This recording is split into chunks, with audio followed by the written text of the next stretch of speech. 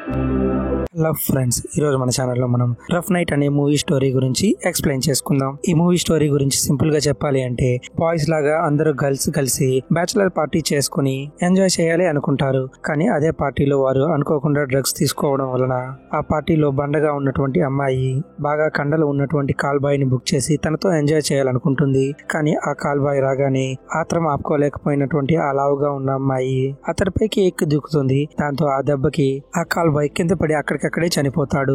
ఇలా బ్యాచులర్ పార్టీలో బాగా ఎంజాయ్ చేయాలనుకున్నటువంటి ఆ గర్ల్స్ అందరూ కాల్ బాయ్ ని మర్డర్ చేసిన కేసులో ఇరుక్కుంటారు. తర్వాత ఏం జరిగింది అనే కథతో ఈ మూవీ చాలా ఫన్నీగా థ్రిల్లింగ్ గా ఉంటుంది. ఇక ఆలస్యం చేయకుండా ఈ మూవీ ఫుల్ ఎక్స్ప్లెనేషన్ తెలుసుకుందాం. మూవీ ఓపెనింగ్ సీన్ లో 2006లో జెస్ అనే అమ్మాయి తన ఫ్రెండ్ పిప్పాతో కలిసి తన కాలేజీ ఫైనల్ డేస్ ని తన ఫ్రెండ్స్ అందరితో కలిసి బాగా ఎంజాయ్ చేస్తూ ఉంటుంది. 10 సంవత్సరాల తర్వాత మళ్ళీ ఫ్రెండ్స్ గా మియామిలో కలవాలి అనుకుంటారు. నెక్స్ట్ సీన్ లో 10 సంవత్సరాల తర్వాత సీన్ ఓపెన్ అవుతుంది. ఇప్పుడు జెస్ తను ఉన్నటువంటి ఏరియాలో పెద్ద పొలిటీషియన్ గా మారడానికి ట్రై చేస్తూ ఉంటుంది. అంతేకాకుండా జెస్ పీటర్ అనే తన బాయ్ ఫ్రెండ్ ని మ్యారేజ్ చేసుకోవడానికి కూడా దగ్గరలో ముహూర్తాన్ని కూడా చూసుకుంటుంది. ఈ సంతోషమైన విషయాన్ని చెప్పడానికి తన ఫ్రెండ్ పిప్పాకి కాల్ చేయగా, పిప్పా జెస్ మ్యారేజ్ జరుగుతూ ఉన్నందుకు తన ఫ్రెండ్స్ అందరికీ తాను బ్యాచులర్ పార్టీ ఇవ్వాలని వారు అనుకున్న విధంగానే 10 సంవత్సరాల తర్వాత తన బ్యాచులర్ పార్టీలో అందరూ కలుద్దామని అనుకుంటారు. అందుకు జెస్ కూడా ఓకే చెప్పి తన ఫ్రెండ్స్ అందరినీ పిలుస్తుంది. నెక్స్ట్ సీన్ లో ఎయిర్పోర్ట్ లో జెస్ తన ఫ్రెండ్స్ అందరినీ రిసీవ్ చేసుకుని తన బ్యాచులర్ పార్టీని బాగా ఎంజాయ్ చేయాలని చెప్పి బీచ్ పక్కన ఉన్నటువంటి ఒక హౌస్ ని కపుల్ దగ్గర లీజ్ కు తీసుకుని తన ఫ్రెండ్స్ అందరినీ జెస్ పార్క్ తీసుకుని వెళ్తుంది. ఆ బార్ లో ఉన్నటువంటి జెస్ ఫ్రెండ్స్ అందరూ బాగా తాగుతూ ఎంజాయ్ చేస్తూ ఉంటారు. ఇంతలో పిప్ప తన దగ్గర కొకైన్ డ్రగ్ ఉందని చెప్పడంతో జెస్ మొదటగా రిఫ్యూజ్ చేసినప్పటికీ తన పెళ్లికి ముందు రోజు బ్యాచులర్ పార్టీ మర్చిపోలేని రోజుగా ఉండాలని చెప్పి అందరికీ కొకైన్ ఇస్తుంది. దాంతో వారు ఆ కొకైన్ ని తీసుకుని ఆ బార్ లో విచ్చలవిడిగా ఎంజాయ్ చేస్తూ ఉంటారు. నెక్స్ట్ సీన్ లో బార్ లోంచి ఇంటికి వెళ్ళినటువంటి వారు బీచ్ పక్కన ఉన్నటువంటి హౌస్ లో రొమాంటిక్ గా ఉండటంతో వారందరూ కలిసి జెస్ కి గిఫ్ట్ గా కాల్ బాయ్ ని ఇవ్వాలని కాల్ బాయ్ ని అలానే పిజ్జాని బుక్ చేస్తారు. కొంతసేపటి తర్వాత కాలింగ్ బెల్ రింగ్ అవుతుంది. అప్పుడే అక్కడికి వచ్చిన వ్యక్తిని చూసినటువంటి వారందరూ జెస్ కి ఆ కాల్ బాయ్ ని గిఫ్ట్ గా ఇవ్వాలని చెప్పి మొదటగా జెస్ దగ్గరికి ఆ కాల్ బాయ్ ని పంపిస్తారు. ఆ కాల్ బాయ్ జెస్ దగ్గరికి వెళ్లి తనను టెంప్ట్ చేయడానికి ట్రై చేసినప్పటికీ జెస్ కి అలాంటి విషయాలు తనకు నచ్చదని అక్కడి నుంచి పక్కకు వెళ్లిపోతుంది. దాంతో పిప్ప డ్రగ్స్ తీసుకున్నటువంటి మత్తులో ఉండటంతో ఆ కాల్ బాయ్ తో తాను ఎంజాయ్ చేస్తానని చెప్పి తన దగ్గరకు పరిగెత్తుకుని వెళ్లి తన చంక ఎక్కి కూర్చోవాలనుకుంటుంది. కానీ దెబ్బకి పిప్ప బరువు తట్టుకోలేకపోయినటువంటి ఆ కాల్ బాయ్ కింద పడి పక్కనే ఉన్నటువంటి టేబుల్ కొన తగలడంతో తలకు పెద్ద గాయమయ్యి రక్తం వచ్చి చనిపోతాడు. అది చూసినటువంటి పిప్ప భయపడిపోయి పక్కకు వెళ్లిపోతుంది. అప్పుడే జస్ట్ ఫ్రెండ్స్ అందరూ వచ్చి తాను మేల్కొల్పడానికి ట్రై చేస్తాడు. కానీ అప్పటికే ఆ కాల్ బాయ్ చనిపోతాడు. ఆ కాల్ బాయ్ చనిపోవడంతో వారంతా ఏం చేయాలని టెన్షన్ లో ఉండగా అప్పుడే కాలింగ్ బెల్ రింగ్ అవుతుంది. భయంతో వారు బయటకు వెళ్లి చూడగా పిజ్జా బాయ్ వారికి పిజ్జాని డెలివరీ చేసి వెళ్లిపోతాడు. తరువాత ఆ పిజ్జా తింటూ ఉన్నటువంటి ఆ గర్ల్స్ అందరూ ఆ బాడీని ఏం చేయాలని ఒక్కొక్కరుగా ఆలోచిస్తూ ఉంటారు. ఇంతలో జెస్ బాయ్ ఫ్రెండ్ జెస్ కాల్ చేసి తన బ్యాచులర్ పార్టీ ఎలా జరుగుతుందని అడుగుతూ ఉంటాడు. అందుకు కంగారులో ఉన్నటువంటి జెస్ తన బాయ్ ఫ్రెండ్ కి జరిగిన నిజాన్నంతా చెప్పేస్తూ ఉంటుంది. దాంతో పీటర్ కూడా కంగారు పడుతూ ఉంటాడు. ఇంతలో జెస్ ఫ్రెండ్స్ తన బాయ్ ఫ్రెండ్ కి నిజాలు చెప్పేస్తోందని తన మొబైల్ ని తీసుకుని పగలగొట్టేస్తారు. అంతేకాకుండా తన పెళ్లి జరిగేంత వరకు ఆ విషయాన్ని ఎవరికీ చెప్పవద్దని జెస్ ని కన్విన్స్ చేసి తర్వాత పీటర్ కాల్ చేయనీయకుండా చేస్తారు. నెక్స్ట్ సీన్ లో వారందరూ ప్లాన్ చేసి ఆ కాల్ బాయ్ డెడ్ బాడీ వారికి రోడ్డు పక్కన దొరికిందని పోలీసులకు చెప్పి ఆ డెడ్ బాడీ రోడ్డు పైన పడేయాలని ఒక కొత్త సిమ్ కొనడానికి మార్కెట్ కు వెళ్తారు. కానీ తిరిగి వచ్చిన తర్వాత ఆ కొత్త సిమ్ నుంచి పోలీసులకు కాల్ చేయడానికి అందరూ భయపడుతూ ఉంటారు. ఇంతలో ఆ ఇంటికి ట్రాన్స్పరెన్స్ గ్లాసెస్ ఉన్నాయని, దాంతో ఆ ఇంట్లో ఏం జరుగుతుందో పక్కన ఉన్నవారు అందరూ చూసేస్తారని తెలియడంతో అక్కడ ఉన్నటువంటి డెడ్ బాడీని పక్కనే ఉన్నటువంటి స్ట్రిప్పర్ రూమ్ లో పడేస్తారు. తర్వాత జెస్ కి తనకు తెలిసిన లాయర్ ఉన్నాడని గుర్తుకు వచ్చి తనకు కాల్ చేసి ఇంతవరకు జరిగిన విషయాన్ని చెప్పగా వారు డ్రగ్స్ తీసుకుని ఉండడం అలానే ఒక మనిషి చావుకి కారణం అవడం వలన వారికి ఖచ్చితంగా 15 సంవత్సరాలు జైలు శిక్ష పడుతుందని, దాని నుంచి తప్పించుకోవాలంటే వారు వారి పక్కనే ఉన్నటువంటి బీచ్ లో ఆ శవాన్ని పడేసి ఆ శవాన్ని అక్కడి నుంచి మాయం చేయమని, అలానే ఇంట్లో ఉన్నటువంటి ఆ వ్యక్తి వస్తువుల్ని అలానే తన ఫింగర్ ప్రింట్స్ అన్నిటిని క్లీన్ చేయమని చెప్పడంతో వారందరూ ఆ వ్యక్తి శవాన్ని మాయం చేయడానికి ట్రై చేస్తూ ఉంటారు. మరోవైపు జెస్ బాయ్ ఫ్రెండ్ తన గర్ల్ ఫ్రెండ్ ఏదో ప్రమాదంలో ఉందని అక్కడికి తను వెళ్లాలని తన ఫ్రెండ్స్ తో మాట్లాడి తన ఫ్రెండ్స్ యొక్క కారు తీసుకుని జెస్ ఉన్నటువంటి బ్యాచులర్ పార్టీ చేసుకున్న ఆ బీచ్ హౌస్ దగ్గరికి బయలుదేరతాడు. నెక్స్ట్ సీన్ లో ఆ శవాన్ని బీచ్ దగ్గరికి మోసుకెళ్లినటువంటి జెస్ తన ఫ్రెండ్స్ అందరూ కలిసి ఆ శవాన్ని సముద్రం మధ్యలోకి తీసుకుని వెళ్లి దాచేయాలని చూస్తూ ఉంటారు. అప్పుడే అక్కడికి ఆ బీచ్ హౌస్ ను రెంట్కి ఇచ్చినటువంటి కపుల్స్ వచ్చి వారు ఏం చేస్తున్నారని అడగగా వారు బ్యాచులర్ పార్టీని ఎంజాయ్ చేస్తూ ఉన్నారని అబద్ధం అబద్ధం చెబుతారు. మరోవైపు సముద్రం మధ్యలోకి వెళ్ళినటువంటి జెస్ ఫ్రెండ్ ఆ శవాన్ని సముద్రంలో పడేసి బీచ్ దగ్గరికి వచ్చేస్తుంది. అంతలోనే ఆ కపుల్స్ జెస్ ఫ్రెండ్స్ తో మాట్లాడి వారిని నైట్ బీచ్ లో బాగా ఎంజాయ్ చేయమని చెప్పి ఇంట్లోపలికి వెళ్లిపోతారు. అంతలో జెస్ ఫ్రెండ్స్ లో ఒకరు ఆ కపుల్స్ ఉన్నటువంటి ఇంటిలో బీచ్ కు ఫేస్ అయి ఉన్నటువంటి సీసీ కెమెరాని గమనించడంతో ఆ సీసీ కెమెరాలో వారు ఇంతవరకు బీచ్ లో చేసినదాన్ని రికార్డ్ అయి ఉంటుందని ఆ సీసీటీవీ ఫుటేజ్ ని ఎలాగైనా డిలీట్ చేయాలని మాట్లాడుకుంటూ ఉండగా అప్పుడే జెస్ కి తన ఫ్రెండ్స్ లో ఒకరు లెస్బియన్ అని ఆ అమ్మాయిని కపుల్స్ దగ్గరికి పంపించి వారిని ఎలాగైనా టెంప్ట్ చేసి ఆ సీసీటీవీ ఫుటేజ్ ని డిలీట్ చేయమని చెబుతారు.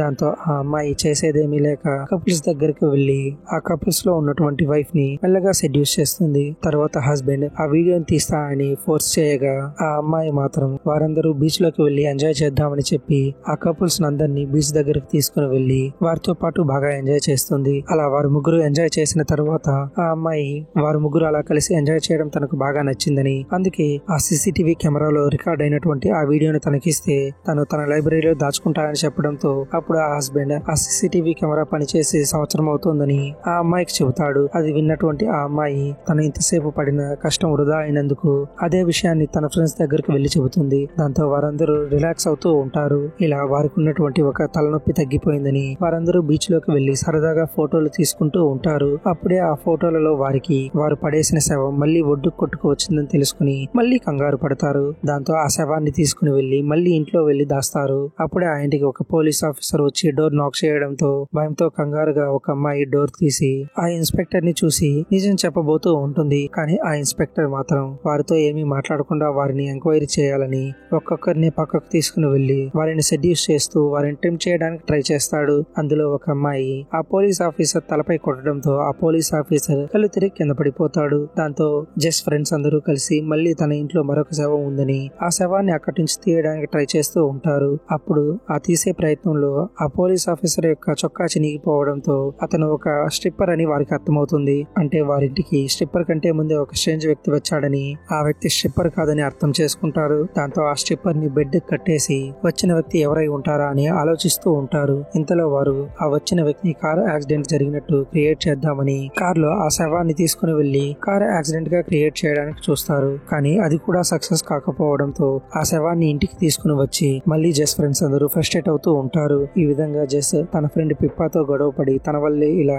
అన్ని ప్రాబ్లమ్స్ తన లైఫ్ లో జరుగుతూ ఉన్నాయని తాను తిట్టి అక్కడి నుంచి ఫ్రెష్ అప్ అవడానికి తన బెడ్రూమ్ లోకి వెళ్లి స్నానం చేస్తూ ఉంటుంది. కొంతసేపటి తర్వాత వారింటికి ఇద్దరు స్ట్రేంజర్స్ వచ్చి చనిపోయినటువంటి ఆ వ్యక్తి యొక్క ఫోటో చూపించి ఆ వ్యక్తి అదే ఇంటికి వచ్చినట్టు వారికి తెలుసని వెంటనే తలుపు ఓపెన్ చేయమని చెప్పడంతో జెస్ ఫ్రెండ్స్ అందరూ భయపడి తలుపు ఓపెన్ చేస్తారు. ఆ స్ట్రేంజర్స్ వారి పోలీసులని ఆ వ్యక్తిని పట్టుకోవడానికే వచ్చామని చెప్పడంతో భయపడిపోయినటువంటి జెస్ ఫ్రెండ్స్ అందరూ ఆ స్ట్రేంజ్ వ్యక్తి ఎలా చనిపోయాడనే విషయాన్ని గురించి వారికి చెప్పేస్తారు. దాంతో ఆ స్ట్రేంజ్ వ్యక్తులు చనిపోయినటువంటి ఆ వ్యక్తి శవాన్ని చూసి వారందరూ వారికి శిక్ష పడుతుందని భయపడాల్సిన అవసరం లేదని, ఎందుకంటే ఆ వ్యక్తి డైమండ్స్ దొంగతనం చేసి పారిపోయాడని ఆ వ్యక్తిని పట్టుకోవడానికి మేము వచ్చామని చెప్పి సో మియామి చట్ట ప్రకారం క్రిమినల్స్ చంపేస్తే వారికి శిక్ష ఉండదని చెప్పడంతో జెస్ ఫ్రెండ్స్ అందరూ సంతోషంగా ఉంటారు. ఇంతలో పిప్ప టీవీలో వస్తున్నటువంటి న్యూస్ ని గమనించగా ఆ న్యూస్ లో చనిపోయినటువంటి వ్యక్తితో పాటు వారింటికి పోలీసులని చెప్పిన ఆ వ్యక్తి ఇద్దరు ఫోటోలు చూపించి వారు డైమండ్స్ దొంగతనం చేశారని వారిని ఇప్పుడు పోలీసులు వెతుకుతూ ఉన్నారని న్యూస్ రావడంతో వచ్చిన వాళ్ళు దొంగలు అని అర్థం చేసుకున్నటువంటి పిప్ప తన ఫ్రెండ్స్ కి ఆ విషయాన్ని చెబుతుంది. ఆ విషయాన్ని గమనించినటువంటి ఆ స్ట్రేంజర్స్ ఇద్దరు వారు నిజమైన దొంగలని, వారు దొంగలించినటువంటి డైమండ్స్ ని వారి బ్యాచిలర్ పార్టీలోనే దాచామని, మర్యాదగా అది ఎక్కడ ఉందో చెప్పమని గర్ల్స్ ని ఫోర్స్ చేస్తారు. అంతేకాకుండా గన్ చూపించి బెదిరిస్తూ ఉంటారు. కానీ ఆ డైమండ్స్ ఎక్కడ ఉన్నాయో వారికి తెలియదని సమాధానం ఇస్తూ ఉంటారు. ఇంతలో అక్కడ ఉన్నటువంటి ఒక దొంగ పైన శబ్దం వస్తూ ఉండటంతో అక్కడికి వెళ్తాడు. ఇంతలో బాత్రూమ్ లో స్నానం చేసిన తర్వాత జెస్ కింద ఏం జరుగుతుందో గమనించి పక్కనే దాక్కుంటుంది. అప్పుడే అక్కడికి వచ్చినటువంటి ఆ దొంగపై అటాక్ చేసి అతన్ని అక్కడే బాత్రూమ్ లో పింక్ హ్యాండ్ కప్స్ వేసి టబ్బు కట్టేసి కింద తన ఫ్రెండ్స్ ను బెదిరిస్తూ ఉన్నటువంటి దొంగ దగ్గరకు వెళ్తుంది. కానీ అప్పటికే ఆ దొంగ బెడ్రూమ్ లో ఉన్నటువంటి స్ట్రిప్పర్ తో సహా తన ఫ్రెండ్స్ అందరినీ ఒక్కరిగా కట్టేసి వారు దొంగలించినటువంటి డైమండ్ బాక్స్ గురించి అడుగుతూ ఉంటాడు. సరిగ్గా సమయం చూసుకుని జెస్ ఆ దొంగపై అటాక్ చేస్తుంది. కానీ గురి తప్పడంతో ఆ దొంగ జెస్ ని తన ఫ్రెండ్స్ దగ్గరికి పంపించి వారినందరినీ కాల్చి చంపేయడానికి ట్రై చేస్తూ ఉంటాడు. సరిగ్గా వారిని దొంగ కాల్ చేసే సమయానికి పీటర్ తన కారులో ఫాస్ట్ గా రావడంతో కారు అదుపు తప్పి ఇంట్లోకి వెళ్తుంది. దెబ్బకి ఆ దొంగ కూడా చనిపోతాడు. అలా జెస్ బాయ్ ఫ్రెండ్ పీటర్ తన కష్టాల్లో ఉన్నప్పుడు సేవ్ చేయడంతో వారిద్దరు రొమాంటిక్ గా మాట్లాడుకుంటూ ఉంటారు. ఇంతలో తన ఫ్రెండ్స్ అందరూ తాళ్లతో తాళ్లతో కట్టేసి ఉండటంతో వారిని విడిపించమని జెస్ ని అరుస్తూ ఉంటారు. నెక్స్ట్ సీన్ లో జెస్ కు మరియు పీటర్ కి ఘనంగా మ్యారేజ్ జరుగుతుంది. ఆ మ్యారేజ్ లో పీటర్ యొక్క ఫ్రెండ్స్ ని జెస్ ఫ్రెండ్స్ చూస్తూ ఉంటారు. ఫైనల్ గా పీటర్ యొక్క ఫ్రెండ్స్ అలానే జెస్ యొక్క ఫ్రెండ్స్ అందరూ ఒకరితో ఒకరు కమిట్ అవడంతో జెస్ మ్యారేజ్ జెస్ ఫ్రెండ్స్ కి పీటర్ ఫ్రెండ్స్ కి ఒక వెడ్డింగ్ హాల్ గా మారిపోతుంది. జెస్ ఫ్రెండ్స్ అందరూ కపుల్స్ తో పాటు ఎంజాయ్ చేస్తూ ఉంటారు. ఫైనల్ గా లెస్బియన్ అయిన లేడీకి కూడా అదే పార్టీలో తన పార్ట్నర్ దొరకడంతో వారందరూ సంతోషంగా ఉంటారు. చివరికి పొలిటికల్ పార్టీలో ట్రై చేస్తూ ఉన్నటువంటి జెస్ కూడా తను పొలిటికల్ పార్టీలో లీడింగ్ పొజిషన్ లో ఉన్నా అని తెలియడంతో జెస్ తన ఫ్రెండ్స్ తో పాటు ఆ సంతోషాన్ని షేర్ చేసుకుంటూ ఉంటుంది. ఇలా ఈ కథ ముగుస్తుంది. ఈ కథ ముగిసిన తర్వాత ఎండ్ క్రెడిట్ కార్డ్స్ లో ఆ ముగ్గురు దొంగలు దొంగలించినటువంటి డైమండ్ బాక్స్ ని పిప్పా యొక్క బ్యాగ్ లో ఎలా వేశారని చూపిస్తారు. తర్వాత పిప్పా ఇంట్లో జెస్ తన హస్బెండ్ తో పాటు డ్రాప్ చేసి వెళ్లిపోయిన తర్వాత పిప్పా ఆ టైంలో వండుకొని తినడానికి తన దగ్గర ఉన్నటువంటి పాస్తా డబ్బాను ఓపెన్ చేసి స్టవ్ మీద ఆ పాస్తాను పోస్తూ ఉంటుంది. ఆ పాస్తా డబ్బాలో పాస్తాలతో పాటు డైమండ్స్ చూస్తూ పిప్పా ఆశ్చర్యపోతూ ఉండటంతోనే ఈ మూవీ ఎండ్ అవుతుంది.